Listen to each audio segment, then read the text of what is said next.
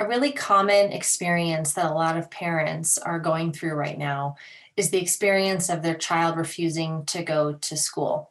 So let's talk a little bit about how do we support parents and caregivers when this is what's going on in their home, because it can be an incredibly tricky situation to navigate, frustrating situation to navigate. At minimum, the parents, I guarantee, feel helpless, feel stuck, feel inadequate, aren't sure what to do, and they're reaching out and they're asking for some support.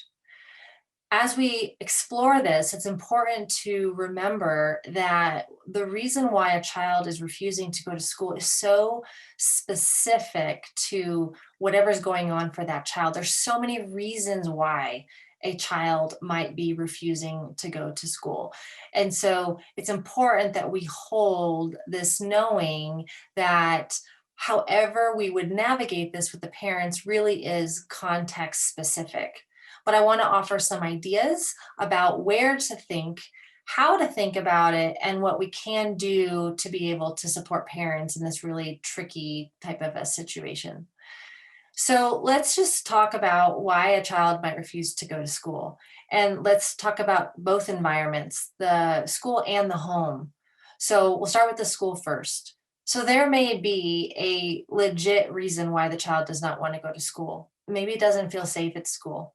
Maybe the child is getting picked on. Maybe the child is not feeling supported in a way that feels really important for the child to be supported in. Maybe the child is being asked to learn in a learning style that is not congruent with how the child learns. And so the child is sitting in school feeling inadequate, feeling frustrated, feeling not met.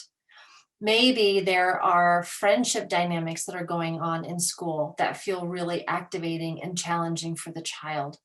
Maybe the child has sensory processing struggles, and simply the act of sitting in the classroom feels so overwhelming to their bodies and their brains that the idea of being there for 7, 8 hours a day, it feels just painful. So, as you're hearing me say this, right, there's so many reasons why a child may refuse to go to school. They're not inspired about what they're learning. So many reasons. We don't often think about what might be going on at home, though. So let's bring that into the conversation. Sometimes a child will refuse to go to school because they're actually worried about something at home. So they don't want to leave their caregiver because they're worried about their caregiver, right? They don't want to leave their caregiver because maybe they have a fear that something bad is going to happen to their caregiver, or they're just worried because they know that one of their parents or caregivers is really struggling.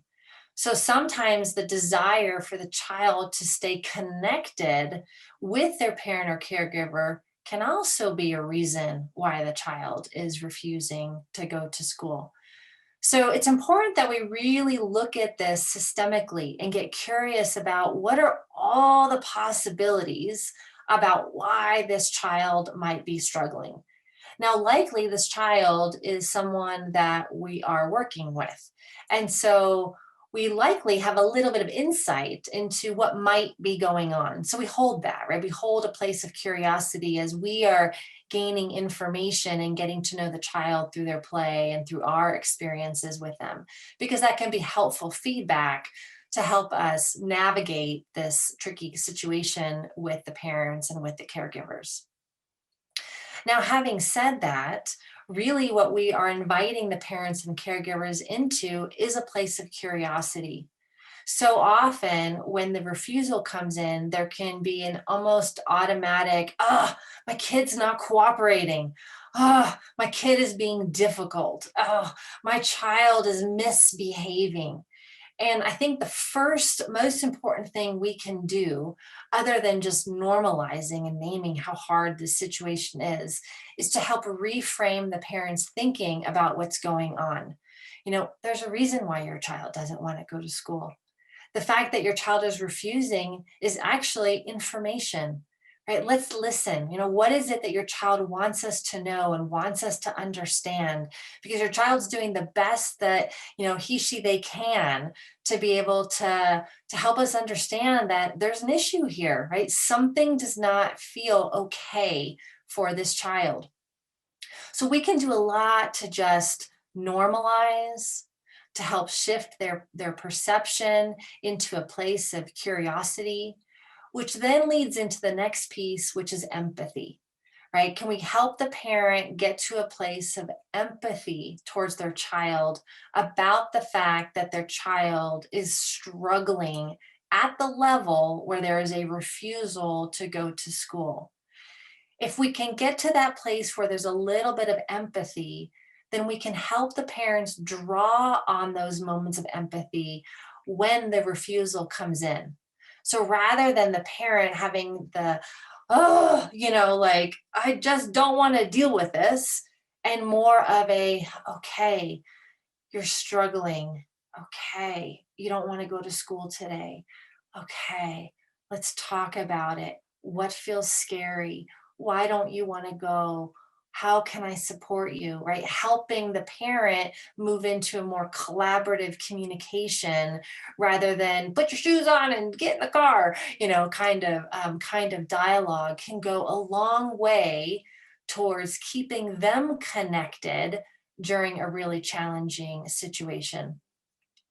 The last piece I'll say is that also the more that we can help the parents stay connected to themselves and learn what that means and how to do it and how to take a deep breath and how to not take this quite so personally and take a step back and ground a little bit so that they can really be a place of security in these moments so that we can then figure out what's really going on with this child.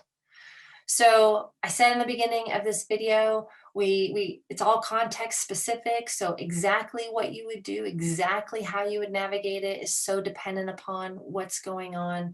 But the biggest things are, can we reframe the behavior? Can we get curious?